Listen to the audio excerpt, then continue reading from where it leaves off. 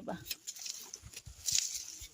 Ay, Este es un alacrán de otro nivel. Mide aproximadamente sus 10 centímetros. Bueno, aquí nos están diciendo que si alguien lo pica, bien que puede morir la persona. Hay que tener bastante cuidado. Y la verdad que aquí andamos ya en una... Está bonito, ay. Aquí hay milpa.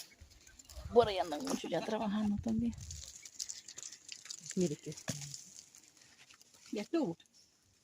Ay, aquí vamos enfocándolo nuevamente. Con cuidado no le vaya A picar.